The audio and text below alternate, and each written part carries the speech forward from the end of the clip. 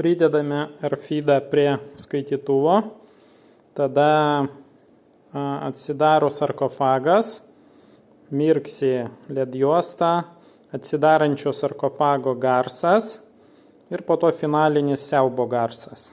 Bandom.